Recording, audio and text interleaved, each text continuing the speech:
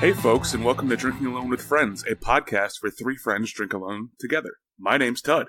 My name's Obert, and is it still three friends that drink alone together if Chris is only here for the interview? I think so. I mean, I think he's probably still drinking somewhere, wherever he is. That's true. Yeah. And he's officially alone at this moment. Oh, he is. I mean, he's not with us. Yeah. So. Yeah, Chris wanted to make it, but unfortunately, he got in a big fight with someone over, I don't know, what's the reason people get in fights? The best football team. Somebody said it wasn't the Colts. So Chris got punched in the voice box. He's not here this week. No, in all seriousness, folks, Chris fell down a flight of stairs. Just kidding. Yeah. We all love joking about Chris and his serious injuries, but no, Chris is fine. Well, anybody who knows him as a child knows that he's very prone to being injured. So it's true. Yeah, we could spend a whole episode talking about the number of times that Chris has hurt himself and how he did it. Correct. But we were not going to do that today, though. Instead, we have a little different episode. We're going to do just me and Tud, your two friends today, and then we got a little special interview for you in the middle. So, in the spirit of drinking alone with a friend, what are you drinking, Obert? Well, thank you for asking, Tud. This is a really relaxed setting, I think, with just the two of us. Like, we really can just connect one-on-one here. It's nice. We might not invite Chris back. Yeah, I know, right? Unfortunately, somebody does have to do the editing. Right. Yeah. He's probably going to cut that whole part out. he just may. I mean, he does have the power. He controls our lives. Exactly. Yeah. He's got the power of what we say, I guess. Yeah, you wouldn't believe it, but sometimes like I'll tell a really funny joke and then Chris will just say the same exact thing and cut what I said. Right. So, like right now, that power. Right now I'm about to say something against Chris, and so I'm drinking I believe this is pronounced Meme de la Creme or Meme de la Creme. I don't know. How would you pronounce this? It's got that little doohickey above the E, so... Yeah, so it's M-E with a doohickey, M-E. So it's Meme de la Creme. I feel like that's how they meant it to be said. Meme de la Creme. So this is from Windmill Brewing. This actually was shipped to me from a friend of the pod, Ben, and his wife, Courtney. This is one of the most highly rated breweries in the Chicago area, I believe. They do a lot of cool lactose beers. They sent me a few of them, and I was saving this one to do on the pod. So this is a double milkshake style IPA with mangoes, and it's made now with more memes, as you can see. How many more memes? It doesn't say. We'll just assume they are 30% more memes. Okay. They got 30 IBUs on this, 9.4% ABV. Comes in a nice meme-style looking can. You definitely get that mango aroma. I'm getting a little bit of like strawberry as well. So here we go. So I think Brendan's going to like it. His face seems very happy. Yeah, this is tasty. It's different. I'm really enjoying the milkshake IPA craze that's been going on lately. This is a really nice balanced lactose, very well, full-bodied mouthfeel, I guess would be the way to describe it. Okay. Yeah, the lactose beer craze has been sweeping the nation, it seems. It all started with, I think, Tired Hands right outside of Philadelphia was like the first one that really burst on the scene with adding lactose to an IPA. And now it seems like everybody... know that. Yeah. Now it seems like everybody and their uncle has one, and they're all pretty good. They usually make the beers a little thicker, obviously, because there's milk in it. But overall, they're able to hide a lot of bitterness behind the milk, so you actually get a lot more fruit-forward flavors on those types of beers. Oh, interesting. Yeah, and I believe the way they make it. Well, okay, let me say this. Let me talk about the beer first, and we can talk more about lactose IPAs. But this beer with a description of a double milkshake IPA with mangoes, you would think this would be a really overpowering beer, something that maybe even after just a few ounces of you'd get sick of. But I could definitely drink this full 16-ounce can and still be ready for more, because this isn't too heavy. I think that you get that problem sometimes with the lactose beers, that they're really heavy. This is a good, easy drinker that I could keep drinking. I think with that being said, I'm going to do one more sip before I give the final review here. This comes in at a 4.0, I believe, which is pretty good for me. That's like a 5.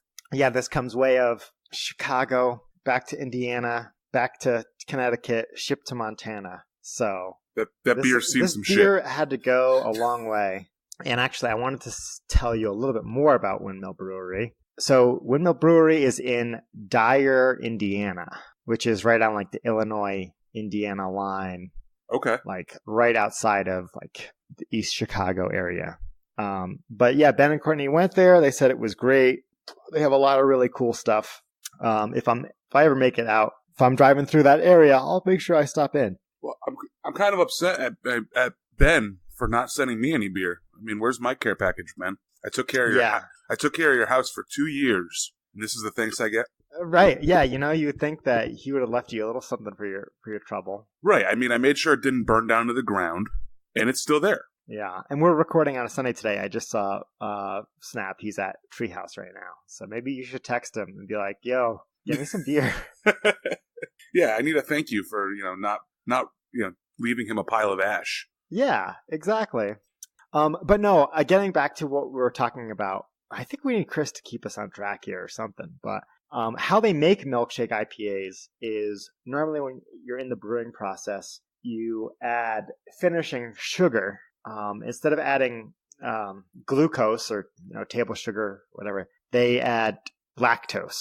And we might have talked about that before in the pod, but just as a refresher. So that's what gives it that lactose. And then the yeast digests that like they would ferment glucose. But I think that just that different process leaves that residual lactose in the beer. Correct. And so it's really not good for people with lactose intolerance. So if you do have a lactose intolerancy, you should not drink lactose IPAs. Surprise, surprise. Right. Same thing with milk stouts, people. If you're lactose intolerant, don't drink those either. So, Tud, what are you drinking? So I am drinking double-barreled bourbon whiskey that was aged 10 years by Litchfield Distillery. As everybody can recall, I went to Litchfield Distillery probably about a month or so and picked up some of their whiskey to bring home. And I got 2 different bottles. This is the first of those 2 bottles. And I wanted to bring it to the pod so I could share my thoughts on it. This one's a little unique because the juice that they use is not their own. And by juice, I mean the mash that they're using and like the stuff in the barrels, that's called juice. Oh, I didn't know that term. Yeah, in whiskey terms, that's the stuff in the barrels before they do anything with it. So Litchfield Distillery has only been around for 4 or 5 years. So obviously them having a 10-year-old bourbon is not really feasible. So what they did, because they wanted to get something a little bit older, so they'd have like a high value mark for one of their bourbons, is they found a distillery out there that had some juice that was very similar to Litchfield Distillery's mash bill, and they bought it. Okay, so I don't think I understand this juice fully. So it's comes off the still, right? It's alcohol. Right. It's distilled liquor. Correct. It just hasn't been aged yet. Right. So once it's been distilled, they have the liquid. From that point on until it's bottled, it is called juice. Whether it's in the barrel or going into the barrel, it's the juice from the mash bill. After you distill it, you add the water, all that stuff. It's basically bourbon already, but not quite aged long enough. So PBR's juice only lasts 5 seconds before it becomes bourbon. Correct. Right. Right. So that's okay. That's interesting. I always wondered about that. When you're starting a new distillery, like it's a long process. Right. It's like starting an orchard or something. It takes a long time to get a finished product, or like in the same vein as an orchard, like a winery, right? It takes a long time for the grapes to grow. So this is kind of their way to kickstart that process. So I know this is a long lead up here. So you look thirsty. I am. Let me take a little sip of this. So that's very good. It's a lot of corn. You definitely taste the fact that it's 75% corn compared to others, which are probably 51. So it's a little bit more mellow, if that's the proper term. It's got a nice. Is it sweeter?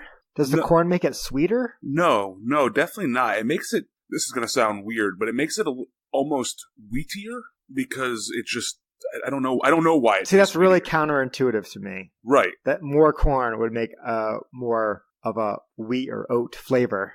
And it might have been because it's double barreled, and that might be what's causing the weedier taste. It's definitely very oaky for what it is, obviously because it's been in 2 different barrels. So it was aged in one barrel and then transferred to another barrel and aged more. Okay. So I would imagine that you would get it like supercharges the barrel flavor. It does. It makes sure that oak flavor is like permeated throughout the entire sip. Definitely a lot of oak. I don't know if I'd say roasted toasted banana, but let me take another sip. Yeah, Ted's really mulling on this one. It's a complex drinker, it seems like. Well, after I saw the flavor spiral from Flaviar, I'm trying to pick out more of these notes. Oh, okay. Yeah. There's definitely a little bit of like currants, I think would be the term that I'm looking for. Or maybe like what are those little things? I know what you're talking about. Starfruit? No, not starfruit. What does a plum become when it's like dried out? Are you talking about prunes? There you go. Yeah. So you get a little pruniness. It's a little pruniness. Definitely some currants in there. Overall, I think it's pretty good. I'd probably give this a 3.75. It's not my favorite bourbon, but it's a really easy drinker. I think this again is, what is it called from Litchfield Distillery? It is the double-barreled bourbon whiskey. It's been aged for 10 years. Okay. They need to come up with a more creative name than that. Yeah. You know? Well, I think they're gonna have better names once they have their own 10-year. When they get their own juice. Right. When they have and their own juice is currently aging. So that's coming in about 5 or 6 years. Okay. Yeah. Well, maybe we'll have them back on for episode 320. Something like that. I will say that I think that this bottle, we talked about price last time of the last one I drank. This bottle was expensive. It's like $60-$70 for a bottle of this. I don't know if it's worth that price. But you're paying that small local distillery markup. Right. I'm willing to spend a little bit more because it is local. Exactly. Yeah, I feel the same way. And I want to support Connecticut and help it grow. That way, my 2 friends can move back to the state eventually because we're going to have a booming economy and be the best state in the country. Just a purely alcohol-based economy. Right. Can you imagine a better economy than fully alcohol-based? No, I really can't. Yeah, I saw an interesting quote today from River Runs Through It. It's a book and then a movie about Montana. And I believe the quote was, in Montana, drinking beer doesn't count as drinking. I like that. I like that quote. Now, does a river actually run through Montana? Through Missoula. And that's where the setting of the town, or the setting of the book is in Missoula. And I think technically there's 3 rivers that run through it, kind of like Pittsburgh. Interesting. Yeah. It's a little mini handle here. Check it out. River Runs Through It. It's a good movie. Good book. So, as we mentioned earlier, we're going to be adding in an interview here that Chris did with Flytes Brewhouse in Pleasant View, Tennessee. And he talked to their head brewer and one of the owners. So he talked to John Nelson. John is a veteran of the United States Marine Corps and a former police officer. And he decided that he was going to start a brewery and left all that behind to start a brewery. It seems like every month they pick a different charity to donate some of their proceeds to. And currently, in the month of April, they are donating their proceeds to Convoy of Hope, a faith-based non-profit organization. So not only are they brewing great craft beer, but they're supporting a great cause as well. Cool. So we'll see everybody on the other side of this interview for some handles. So stick around after that. But all right, enjoy. Hey folks, this is Chris from Drinking Alone with Friends, and I have the luxury of speaking to both John and Trish of Flytes Brewhouse here in Pleasant View, Tennessee. Hello. Hello, how you doing? We're doing all right. So thank you so much for having me in. John actually just threw a mystery beer into the mash, so keeping it secret. Everything's secret here, but that's good. So I wanted to sit down because you guys are brand new, or at least relatively brand new. When did you guys open? February 1st, we did a soft opening, but open to the public that Monday, but even kept that kind of quiet. So a little over a month, and we'll have a grand opening. We'll plan a big grand opening down the road. Awesome. Yeah. So, I guess tell us a little bit about yourself. So where did you come from? Why'd you choose Pleasant View? All of that fun stuff. So, you want to go first? Again, I'm originally from Michigan, and my parents moved to California, so we were living in California before we came here, and we were looking to get out of California and didn't want to go back to Michigan because it's too cold. And I have family in the northern part of Idaho, and the same thing, too cold. And John was from. He's lived most of his life in Southern California, so living and working in the snow and driving in the snow, he doesn't know what that's like, and I do. And I lived in Northern California, and it gets cold up there too and snows. So we couldn't decide where we wanted to go, and we came out here to visit friends who live in Pleasant View that had been living in California that John has known for since 90, at least 25 years, yeah. Yeah, at least 25 years. And I had been out here for work for some conferences in Nashville. And so when we came out to visit, we were just like, it was the aha moment of, okay, this was the place we could both agree upon that we wanted to live. So we went back, and 2 years later, we sold everything, literally sold everything, shipped our cars out, shipped our what little bit of furniture, obviously, and clothing and things like that we held on to, shipped it out in a pod, rented a motorhome, loaded up our dogs, some food, and hit the road. And we got here we literally pulled in on Valentine's Day at 2 p.m. in the afternoon. Oh, wow. Okay. Yeah, 2 Pleasant View in our friend's driveway that live here. And so now we've been here a little over a year. That's awesome. That's really cool. It's, I love it here. It's beautiful. People, everything. Well, it's green. We don't know what that's like. No? We lived in a drought for 5 years in California, so to see it so green in it to rain, it doesn't make sense to people, that haven't experienced a drought. Not to get off the sidetrack of beer, but it's just, like I've been telling people since we've been here, I've lived where there's no water, and now I've lived where there's like too much water sometimes that comes out of the sky, and I think I much prefer the too much. Okay, yeah. Having no water can be very scary. I think the biggest point of that is at least it's water and not snow or hail or any of that. Yes. I mean, our listeners know, but I'm from Connecticut originally, so driving in the snow, I completely understand. So not a lot of fun, but awesome. That's really, really cool. So Brewhouse, that's very exciting. I mean, I'm looking up at the wall. I'm drinking a delicious Dogfish Head 75-minute IPA right now, which is really, really good. And so why beer, besides the fact that it's delicious and it's fun? We've always when we got into the craft beer many years ago, we loved it, and just the people that come around. You get you meet a lot more people, establish new relationships from it, and the beer is changing all the time, the flavors, and there's so many good brewers out there that come up with incredible ideas, and we just love beer. Mm-hmm. So and we lived near San Diego too, county, which has like 300 breweries. Yeah, oh wow, probably 400 now. Really? Yeah. Oh wow. Stone, obviously being probably the biggest. Oh yeah, one of the biggest. Stone was like literally in our backyard. And to visit and tour their facility, and they've got actually to a fabulous restaurant. They have gardens there on there, and what I mean by gardens is like walking paths and fountains, almost like a little bit like in English gardens, but in California, that you can wander through. And we just, every single place we've gone to is so different, and I like that. And I don't mean different just in the beers, but different themes, right?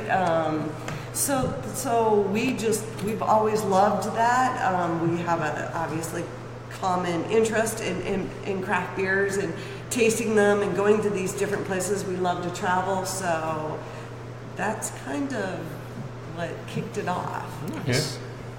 Yeah, it's nothing for us to drive 50, 60 miles to go to a brewery just to taste the beer. We get on our phones, and that's our favorite thing to do. Not so much anymore because, we can't ever get away from here.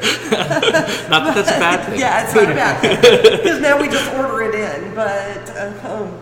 But yeah, we do love to do that. Or if we're just in a new place, any new place, like when we first got here, like I said, we pulled in on Valentine's Day. I think the next day we were on our phones looking for where, obviously we knew Nashville had them, but what was up around the Clarksville area or the Kentucky we did. We found them and got in our car and off we went. Yeah, there's quite a few. I mean, I live in Clarksville now. I'll be moving to North Carolina, so it's a good beer scene out here. I really enjoy it. Enjoy it. And like you were saying, the people are awesome. Yes. The people are great. Well, I was post on Facebook through our Facebook. It was I think they call them community posts. There was a community post on there that now in Tennessee there are 100 craft breweries. And the last time we looked at a magazine. 43 or 47. There were like 43. Wow. Okay. And they now did, obviously some type of compilation of it, and there are now 100. Right. That's crazy. I mean, Connecticut, for being a small state, has I think 80 something. So it's very small, but I mean, I love my New England IPAs, being from New England. But so one thing that we talk about sometimes, because our show, three people, 3 different states, right? We talk about the difference in like beer culture. So coming from California or Michigan, if back in the day, what kind of differences do you see from California and Michigan versus Tennessee in like the beer culture? Sorry, threw you for a loop there. No, not really. So the one thing that we noticed was the IPAs. That's a big difference. West Coast style, there's more bitter to it, but also there's a lot of aromatics to it as well. And we noticed that the New England style, they're not near as bitter. They're lighter. They're lighter. Lighter. Yeah, they're a little thinner. They're just not as much hops, not near as much bitterness to it. A lot of aromatics. And then Michigan, from what we've noticed, is it's in the middle. It's just a good compromise between the two. Okay. So nice. That's what I've noticed in my own palate. Yeah. So I don't know how. I mean, that's the easiest way for me to explain it, I guess. So yeah, but the West Coast style is definitely it's kind of a punch you in the face type of a hop beer. Yeah, and from my experience, and of course like you said, there's hundreds of different breweries doing hundreds of different things. Yes. Like you get more of like the pine and like more earthy from a West Coast versus like more citrus, more juice in a New England, which is where that bitterness definitely shifts. So I've had a few Michigan beers. Actually, one of our co-hosts is from Michigan, so she has talked about them a handful of times. She loves Michigan beers. She does good stuff up there. But yeah, so that's very cool. What about the people? Like, have you noticed a big change in people versus California? Or I mean, I know the only difference I would say is more like we were saying, coming from the area we lived in San Diego County, where there was 300, like everybody's into the craft beer scene. It's almost a little oversaturated down there, but kind of fun because you can literally, go to one and walk across the street. Even in Northern California, you can go to a different one. Wow. Okay. So there's like Knee Deep, and then in Northern California, I love Knee Deep. Knew them when they were really little brewery, and then you go across the street and there is Moonraker. It is the name of another little brewery there. So it's more that it's bigger and everybody knows about it, where here it hasn't quite launched like that. yes, probably Nashville, because there's quite a few in Nashville. But like I said, when you've got them like right across the street from each other, right? And tap houses are popular too. Okay. That's kind of what we modeled this after. We knew we just didn't want to be the big brewery. We have more. I don't want to say more fun, but I just did. So I'm going to go with it. It's on record. I'm going with it. That going into the tap houses when they have 20, 30 beers on tap and being able to try the different ones when sometimes you go to a little local brewery and you might be limited to 5 or 8 at the most. Right. Which is fine, which is great. That's a lot of beer to sit and taste. But unless they're constantly rotating that and making new, you're kind of a little bit stuck with those 5 or 8 for a while. Right. To where tap houses, us being a good example right now, like we had one beer that it went in 2 weeks. So we were able to get something new up for somebody to try. Right. The other one went in just the first week. A couple went in just a couple days. And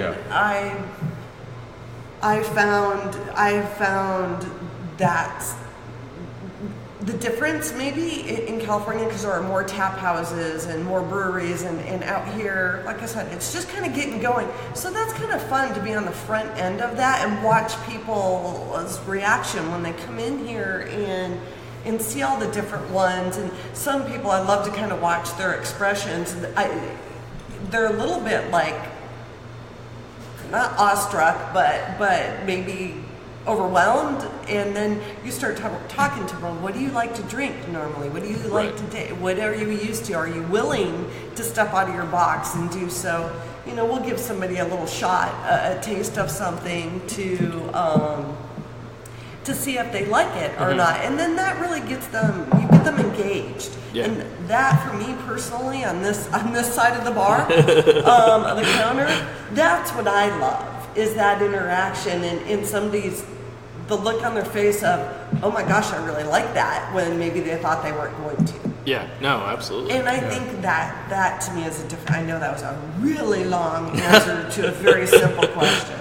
So what I love about what we're doing is, it's not just our beers that we're getting ready to put up, but it's also everyone else's. And on a brewer's side, I look at these taps and I get new ideas. And some of them I look at them, I taste them, like, oh my God, that is amazing. I cannot believe they came up with that. Yeah. Because they're just thinking out of the box.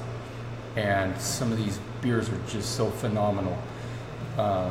Like that, the Catawba Evening Joe, that blonde coffee. I've had people close their eyes before. And I tell them, just trust me. You know, and just close your eyes, I'll hand the beer to you. And I tell them to smell it, and then they taste it, and they open it, and they'll never believe the way it tastes. They were expecting something completely different the way it looks. Right. You know, and then it gives us ideas of doing other types of beers too. Like we had the Elvis juice from Brewdogs too, and I never thought of putting grapefruit peels in there with blood orange peels in an IPA. You know, those two together, and it was just awesome. Yeah. So it just gives me new ideas of what to brew and give it a try. That's cool. That's awesome. Mm-hmm. Yeah, that's really cool. Mm-hmm. Yeah, and you know, being what I do, like with the podcast and all that, I really enjoy, and I love having variety. So, I mean, I applaud you to have, 20 taps? Is that what I see? 20? Actually, 21. 21? The 21st is for root beer that we made. Oh, nice. Okay. Yeah. Homemade root beer? Yeah. Nice. That sounds good. And so I like that, and I like having having something a little bit different for folks, that might not, maybe they don't enjoy your personal beers, which is crazy. I don't know how they can't, but being able to offer something. Yeah, well, have a choice. There's a lot of people that are actually like that. They come in here and they say that they don't like beer. Yeah. And they ask if we have anything else, and we have a cider. Well, I'm never going to brew a cider. Right. But we throw a cider up there. Yeah. And same thing with sours. I'll never brew a sour here, but I'll brew with our friends over at Tennessee Valley Brewing Company in Clarksville. Yeah. And we'll bring the blueberry one back over here. Oh, so that's a good one. I know, it was a good one. I think I have a bottle of that at home, not gonna lie. So it's a good one, yeah. Yes, it is. So, okay, you have 20 taps. I know currently you don't have any of your own brews on tap because you're keeping them all under a big tarp, under a big blanket. So when you finally get, the grand opening and you roll out beers, how many of the taps are you going to dedicate to yours? Minimum 5. Minimum 5. Okay, yes, cool. Minimum 5. Awesome. That's really cool. So, and sometimes it depends. It really depends on how fast we're blowing these out. Because I do all small batch, but we'll try to go up to sometimes 8. But what we want to do is we want to do all small batch and keep everything rotating, including our beers as well. And not one brewery has the best beers of every style. Oh no. But there are some incredible beers, or there's some incredible breweries out there that have, they make an incredible stout that a lot of people like, and another one may make an IPA that people love, and that's what we want to showcase, things like that. Right. So, and everyone has a different palate as well. So. No. Well, or there's just, like, we get asked a question a lot, or at least I do when I'm serving, of, well, what's your favorite beer? And I always tell people, I said, that's hard. That's really hard because you have IPAs, you have stouts, you have ales, you have sours, you have ciders, even though ciders, but it's all in. So I have a favorite out of each one of them. Okay. That, and then I always tell people I have a go-to. I mean, if I'm really, need a beer, bad day, need a beer, I will. It's on 20. I always will go to the Dogfish Head 90-minute IPA. Okay, all right. If I'm in the store That's and solid. I want a beer, it's the Dogfish 90-minute. Nice. That is my beer. It always has been. It has been for over 10 years. That's my go-to. But like I said, I have many favorites, and I love trying different ones. Yeah. And there are the ones where, like John was saying, it's like, yeah, no, I don't like that one, that particular one from a brewer, but you might like something else, and that's the fun of it. Oh yeah, no, absolutely. It's like so much fun, and we've been doing this podcast for 6 months now, right? And every week we have on a beer, or we have on a something, whatever it may be. A lot of beer, mostly beer. But we really enjoy trying all these crazy beers, or maybe something. I had a red from Kings Bluff in Clarksville. I'm not the biggest red fan, but something about it was just really good. They added something that cut down on the red flavor, and it was more of a caramel than it was like a red. So it was really, really good. I really enjoyed it. But that's just one thing that we enjoy, and me and my two buddies that we do this with, we'll go and we'll get a flight, and then if there's more beers on tap, we'll get another flight, because that's the thing. It's so good. So I know you alluded to, so your 90-minute IPA is your go-to. That's the one. So do you have a favorite style to drink, or is it just probably IPAs? Just coming from the West Coast and starting out over 10 years ago with that Dogfish. So I'm always looking for an IPA that will compare to that or knock it out and replace. I'm just one of those kind of people on a personality wise. I'm always searching for that next best thing. Yeah. Whether it be coffee or beer, that wine. 90-minute is pretty awesome. But I haven't yet had anything be able to replace that 90-minute.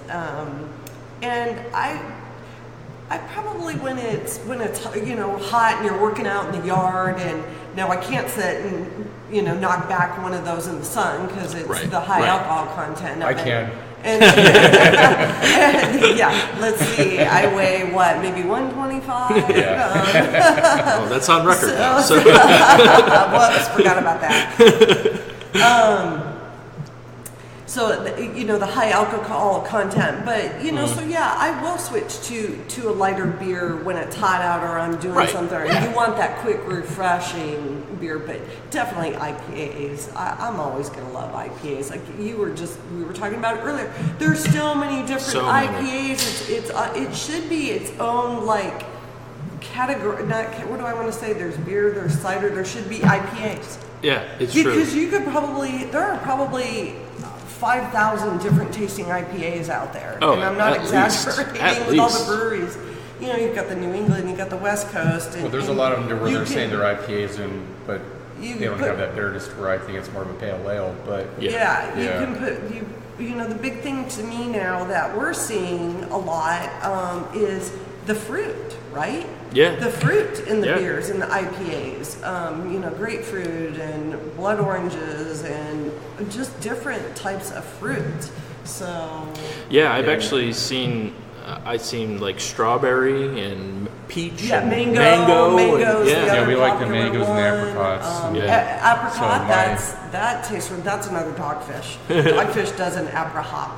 Yeah. Oh, really? They call it aprihop. And that's a pretty. That one is. Beer. Yeah, and then my favorite ones is. I'm IPA but then I also like my dark beers, and she does too. But my favorite beer of all time is it's the New Holland Brewing Company Dragon's Milk.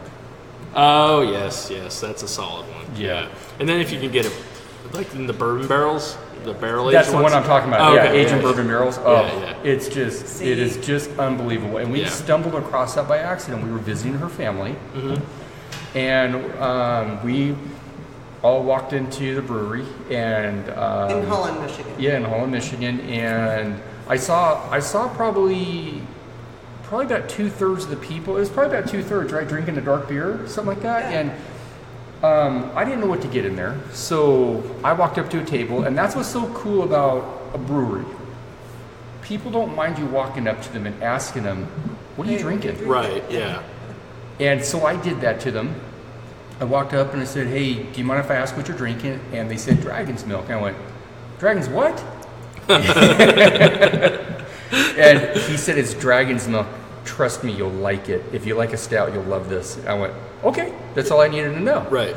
So we waited for the person to come up to help us, and I said, "I'd like to have a Dragon's Milk, please." And everyone else ordered another type of beer.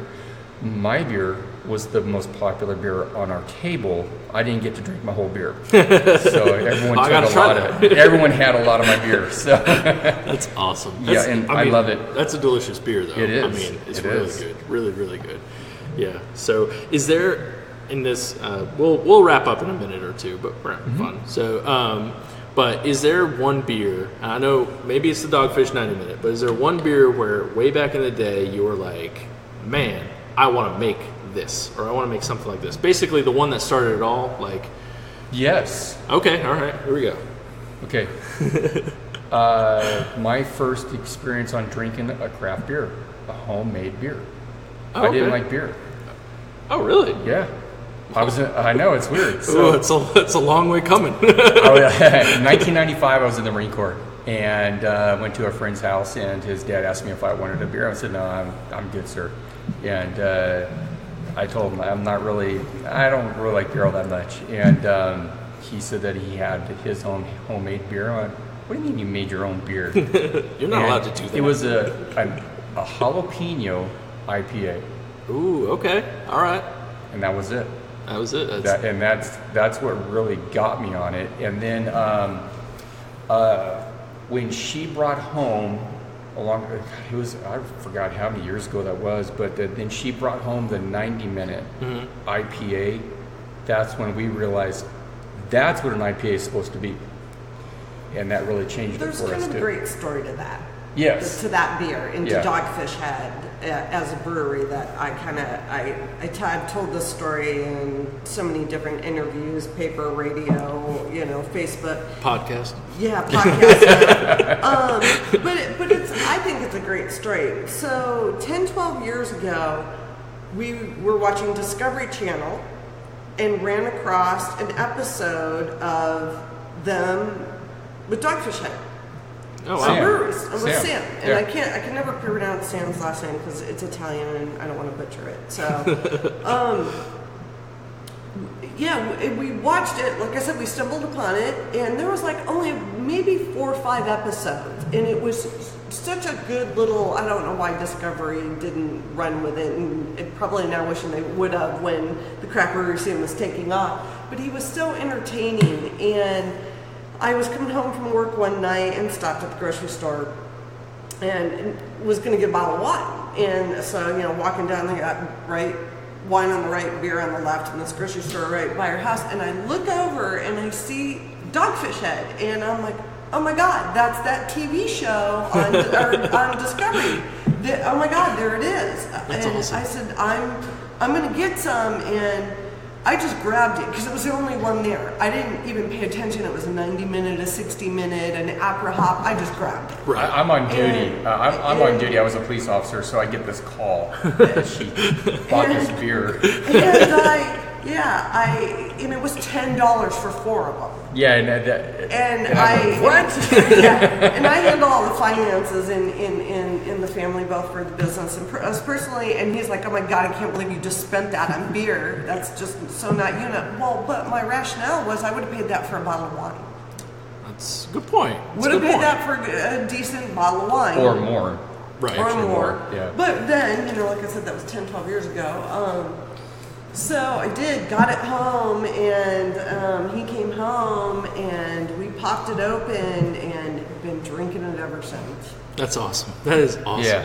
Yeah. So and we love watching that show too, because just the passion that he and his crew had for brewing beer, and just the story, of him being in college and then having the restaurant, and then when from what I remember on the show was he really got on the map after the pumpkin chunkin competition, and he had the pumpkin ale over there, and he won it. He won the competition of pumpkin ale. It's not pumpkin, it's pumpkin. Pumpkin. Yeah. Pumpkin. And that is a really good pumpkin Yeah. ale. For the seasonal. You know what? I don't know if I've had that one. You have to try it. Okay, So all every right. time I get a pumpkin type of a beer, Mm-hmm. I always compare it to that one, and I Okay. have not had one that matches Yeah. it. Do they release it every year? Pumpkin chunk? Yes. Okay, all right. The pumpkin chunkin is a competition Oh, that that's it. catapults and they throw in It's Delaware. Yeah. It's on the Okay. farmer's Have you ever field. seen that where they have the catapults and they throw the pumpkins about probably 2,000 feet? Yes, I've seen That's where it bits was and at. pieces, yeah. Okay, so that's where it was at, and he actually had his beer there. They had Okay. a competition, he won it, and that's, from what I remember him saying, that's what really set them on the map. From that, Oh, wow. yeah, and that beer is awesome. It is so good. And I just love how they always. He says he thinks on the far side or the left side or something like that. With brain, yeah. Yeah, he just comes He out. says- He comes up with things out of the box, and that's how people should be. Just Well, just it's try to be creative. creative. It is Right. creative. Yeah, that's the I thing mean, about it. brewers are artists in their own right. They Oh, really absolutely. are. I mean, anybody who And a lot of them are creates good cooks anything, too, because we're brewing beer, and you think of different things to cook food too, and it's fun doing that. So I call it So- scratch cooking. I was about to we say. call it scratch brewing. Just you grab whatever is around and I throw love it in food, the and pot. I love beer, and I love. So, and they so good- Trish, good company. does John make a good meal? Yeah, John's a cook. Okay, I all don't right. cook. I just want to make sure. I cook because we have to eat. Yeah, that's Right now he's busy here, so She's been doing all the cooking because I've been so busy over here. been left to me, Yeah. which I have no passion for it. Maybe if I pour myself a good beer or a big glass of wine, then I can get into it a little bit better. But it's to me more one of those. Oh my God, I have to eat, so I have to cook. But I like making a really nice meal because it's just the flavors that come out of it, and then you make it nice on the plate too. So it's not just the flavors, but it's also the presentation of it, and then you're enjoying your company too. Oh, yeah. And that's what it's about. Yeah. And that's why yeah. he brews and I don't. Awesome. And just stuff like this too. We're here enjoying each other and having a good beer. Absolutely. So, and that's what this is about. Absolutely. And that's why we have this type of environment. So, not to mention when we have people come here, we notice that people sometimes tend to be a little bit they're in a little bit of a hurry when they finish their beer, and we tell them you don't need to leave. we understand that some people just want to sit here, decompress, even though you don't have a beer, just relax. Right. Take a breath, talk to the people next to you, and then when you're ready, then leave. But you don't have to leave right away. Even when we're closing, you don't need to leave. Just relax. That's and that's what we try to let everyone know Yeah, about we'll that vacuum around you. But can you pick up your stool, please? Yeah. So we see a lot of young mommies and daddies that come in here, and they it's very hard for date night. Yes. So as a young mommy and daddy. Yeah. Exactly. Yeah, we know. Exactly. And we tell them that, just, you don't need to have any more beer to stay here. Just relax and enjoy each other, because that's what it's about. You have date night. Yeah. You don't need to purchase anything else anymore just to relax here and enjoy each other. So that's what we try to let everyone know. That's really, I appreciate that as someone with a 14-month-old at home. Yes. So we'll wrap up because I know you're opening soon. But when can we expect your beers on tap? I don't know what they are. I won't listen if you don't want me to. For sure, they will be the following. I could tell you. I know for sure date that I they will. wouldn't. Okay. I wouldn't. You don't want to do that right No. now? Okay. Just because we've 'Cause been that's a sitting for there. sure. Well, we'll have them up in 2 weeks, and it's hard. That's another thing I kind of like to get out there to any new brewery or any new business opening people. You don't believe how much work goes into it and how much there is to do, and you can't come out of the box with everything Right. at once. Yeah, it's hard. If we were just gonna obviously just be a brewery without the other taps, yeah, you got to have your beers ready and come out with it. That was never our business model. That was our business model up until about 6 months ago when John said, no, I want to brew my own beer. And I had to rework all the spreadsheets to see if we could finance it and think, God for me over budgeting on some other things, we were able to throw the equipment in there that we needed to brew. So that's... It still stayed on budget. And Actually under, I think. That's awesome. Why a little bit, plus some other things that have cropped up along the way of us trying to get this place open and going, sets us back. So, we were telling people, it'll be a couple weeks. Well, those couple weeks have been long gone. So that's why I'm just hesitant to put a date on it, because it like I said, you wouldn't believe kind of the stuff that crops up where he can't even get back there. Right. To brew, and there are only so many hours in the day, and as it is, we're putting in 16 hours plus, and got to sleep at some point and eat here and there. It's overrated. Yeah. It's fine. Yeah. Well, we have beers that are carbonating. We have beers that are fermenting right now. Yeah. Okay. So that's the nice thing about it. We'll say this: we're right there. Okay. I mean, Cool. and I've been telling everybody I think I'm going to pat myself on the back here a little bit, doing a pretty good job of with the social media and updating and putting the different things that are going on and where we're at with it. Right. So I will obviously will be a huge announcement once they are ready. Awesome. Yeah, and we took some pictures of a couple beers that we're mashing now. So, but we're not telling people exactly what we're making. So that's for the grand opening, because a lot of people really want to try our beers, and you know what, we just want to make it a special thing to where it's a surprise. This is what we have, and we've been planning on the type. We were going to brew a different type of beer until I started seeing what everybody was ordering, and that's what was really interesting. So that actually changed some of the beers that we were going to be brewing. Oh, nice. Yes. Okay, there we go. So. That's feeding off those guest taps, like you were saying before. Exactly. Nice. Exactly. Yeah, and just for the listeners, he's not just saying that for the podcast. I asked him before, and he said, no, you're not allowed to know. So. I didn't even bring him back there to show him what we were brewing. Nope. I just saw some Lowe's buckets, and that was it. That's all I saw. Oh, that's awesome. Well, I mean, thank you so much for having me in here. I appreciate this so much. This was a lot of fun. I'm gonna have a friend come in, so I might stick around and drink for a little bit. But We got plenty of beer. I see a bunch up there. So. Yeah. But thank you so much. Do you guys want to put yourself over right now? Do it. What social medias? Where can they find you? That's all her. that. There you go, Yeah. Trish.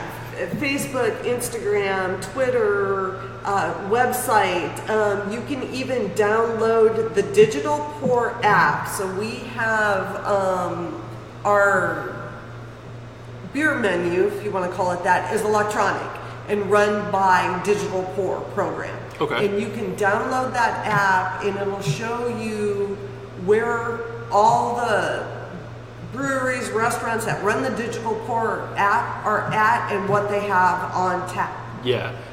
Which is really cool because it's got the pricing, the size of the glasses, where the keg levels are, where the beers are from, the alcohol volume, the IBUs in them. It's a cool Do you see app. how that works? Yeah. I'm sure you've seen that before, right? Yeah.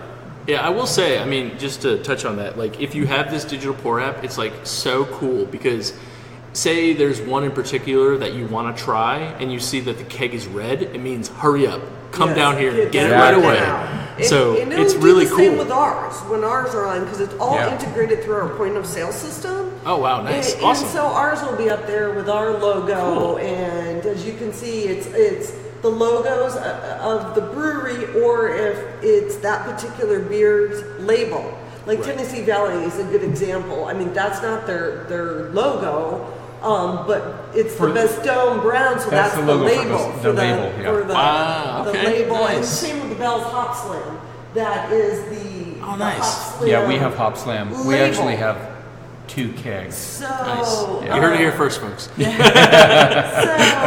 We had a couple companies trying to buy it from us. It's not happening. That's so we're spread out. I feel there's also something called Foursquare is another. We're on that. Untapped. That's more checking in. Not you have to with Untapped since we're not brewing our own yet. But you earn your badge with Untapped and what so I hope that'll be down the road. But No, we're not serving. We're already brewing. We're not serving. right, Yeah. that's what I mean. Oh. You so we'll be on all of those, but that is the best. Facebook, Instagram, Twitter, Digital Pour app. Awesome. Yeah, and of course, when you're listening to this, go check the show notes. We'll have links to all of that stuff, so you'll be able to go click and you'll be directed right to Flytes Brewhouse. So don't worry about that. But thank you again for spending this afternoon with me. I appreciate it a Thanks, lot. Chris. We appreciate it. Yeah. So John, Trish, appreciate you. And hope when you unmask those beers, hopefully I'll be here to drink some of them. So We would love to have you here. absolutely. All right. Well, thank you so much again. And I guess if we're drinking alone, you do it with friends. Yes. Exactly. That's what you do. So awesome. Cool. Wow, what a great interview! Yeah, Isn't that was amazing. So interesting. Yeah, I like the part when he talked about the beer and how he makes it, and it was really good. Yeah, good job, Chris. Very good interviewing skills. Yes. So I guess it's that time, Tud, when we raise our frosty mug. We actually had to get a third mug made, not one with 3 handles or 4 handles, but one with sadly only 2. Yeah, this is starting to get really expensive. I know. Well, fortunately, we already have, most of us have mugs with 1 handle. So, Right. yeah. Right. So the one time where one of us has to do the entire episode by themselves. Yeah. We've got that covered. The drinking alone episode. Yeah. That would be hard to do, talking straight for an hour. But I guess there's podcasters out there that do. Anyway, Tud, do you want to go first or second? Yeah. So go ahead. You know what? Okay. You brought it up. You got Yeah. the mug made. You called the glass. I did. The glass I did. blower. You had it blown. You take it home. So I have a bit of a different handle this week than usual. Okay. Mine is either going to be something that you've never heard of before or something like, duh, yeah, I use this all the time or I buy this all the time. And that's Squash. Tim's potato chips. Ted, have you ever heard of Tim's potato chips? Not in the least. Yeah. They are a Washington state-based brand. And if you are a listener of ours and you are in the western half of the U.S., you're like, oh, yeah, I love Tim's. But if you're in the eastern half of the U.S., you're like, oh, what is this? I've never heard of these chips before. Is that like a Cape Cod potato chip kind of? It's exactly what I was going to say. Okay. It's kettle cooked. It's got a good similar crunch to Cape Cod. We can't really get the Cape Cod chips out here. Not super surprising. But I think that they have a little bit more weight to them than Cape Cod chips. Like they're a little thicker cut, I want to say. Okay. Their jalapeno variety is really good. They have a bunch of different stuff. I looked, you can get them shipped to Connecticut if you're willing to pay the $50 in shipping, which Holy I highly shit. recommend no one does. Yeah, I think it's like for like a box of 24 like family size bags. So it's just a lot of air to ship, I think. They're good. They're not worth paying shipping for. But if you happen to be from the eastern states, which I know many of our listeners are, and traveling through the western states and you see a bag with red and white stripes on it that says Tim's, I'm telling you now, pick it up. It's good chip. It sounds like their bag is almost a ripoff of Cape Cod as well. Imagine like a carnival tent. Those are the red and white striped. Yeah, here, I'm going to send you the link, and then we'll put this in the show notes as well. So, there's a really easy way for Tim's and or Cape Cod to make it to the other side of the country. That's to merge? No. So, Cape Cod, potato chips, obviously made in Cape Cod, is not that far from Sam Adams Brewery. So they should just stick their chips on the truck as it drives across the country. Vice versa, I'm sure there's a big Oregon brewery that I'm drawing a blank on a name right now.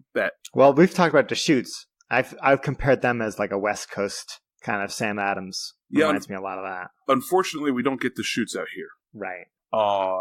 So name. Oh, you were looking for something that you could get out there. Correct. Oh, well, I don't know, like Sierra Nevada, Anchor Steam. There you go. Know. Boom. Yeah. Sierra Nevada. They could stick their chips on the Sierra Nevada trucks and ship them across the country too. This is how we get countrywide chip distribution. I'll take my royalty checks now from Tim's and from Cape Cod or any other small business that decides to do this. I think you got to come up with pairings and share them. Like your best chip beer pairings that are out there.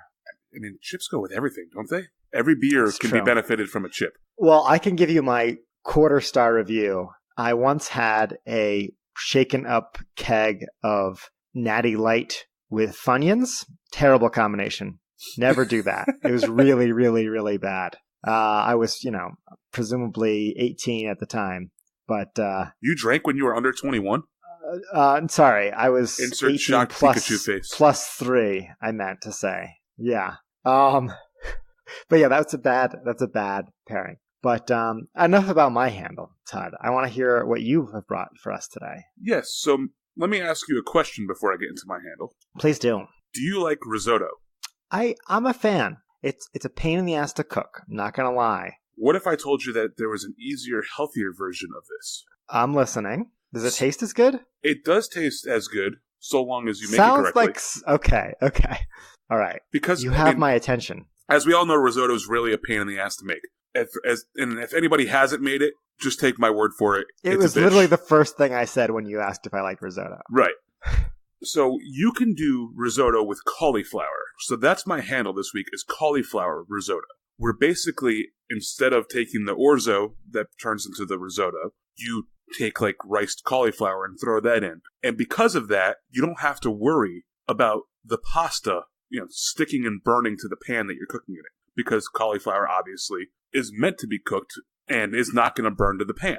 So it actually makes it a little bit easier, but the cooking is the same way. You still take the cauliflower risotto, boil it with, pick your favorite stock, whether it's chicken, beef, or vegetable, until it's all absorbed. Throw in the cheese. Boom. There we go. Yeah, and if you're asking what is cauliflower rice, you can buy it in the freezer section, you can buy it in the fresh section, or it's literally just a head of cauliflower over a cheese grater. That's all it is to make riced cauliflower. Or throw it in your blender or food processor or anything that's going to cut it up.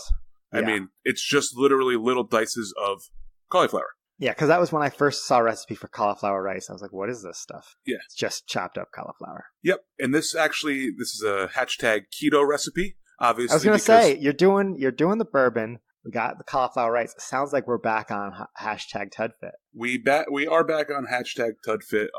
We had to kind of stay away from the brewery next door. We do have to get ready for this wedding, so we've got to get into the groove. Fit into that suit. Right. That's what we're doing. Well, we didn't talk about this. I'm getting a custom suit. Oh, nice. Yeah, they're not going to cut a stitch of fabric until 2 weeks before the wedding, which is a little nerve-wracking, but at the same time, if it all comes out and works out, I'm going to look sharp. That's awesome. And that's really good motivation to keep on the hashtag TudFit. Exactly. Yeah. So I got to get as small as humanly possible. So that way after the wedding, when I gain all the weight, I can no longer wear the suit again. Right. Well, I was going to say, then that's your motivation to stay slim.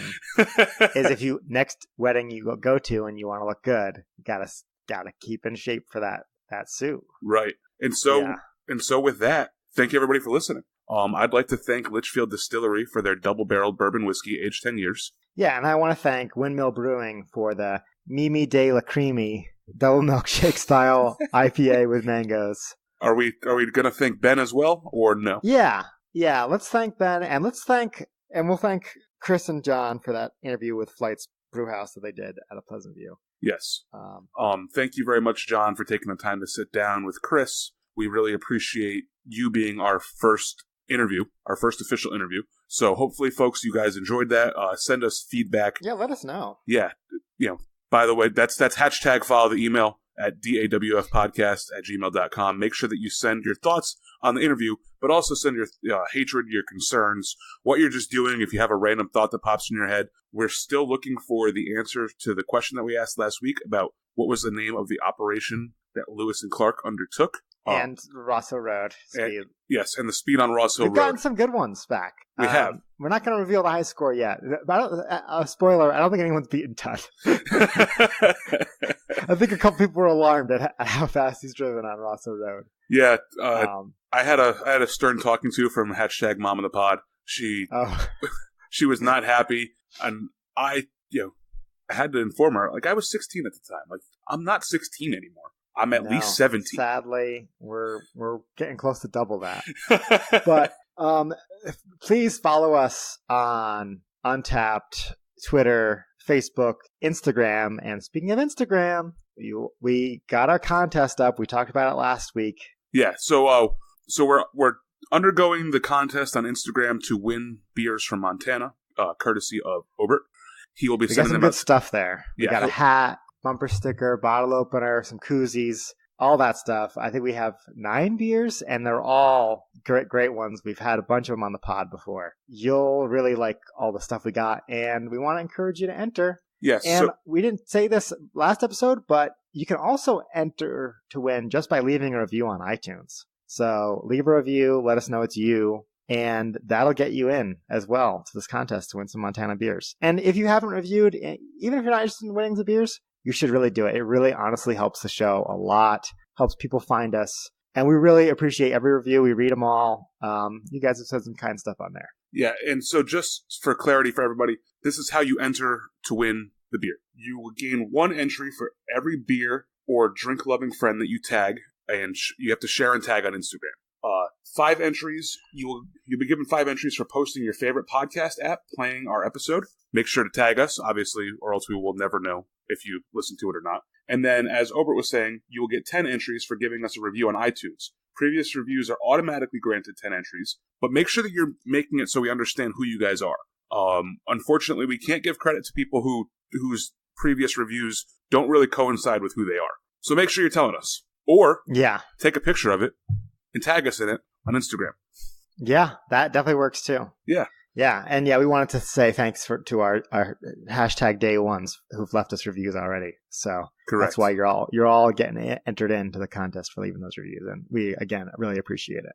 And we'd also like to obviously give a quick shout out. Thanks to James Vakovic Designs for obviously designing our awesome Drinking Along with Friends logo. And with that, my name's Tud.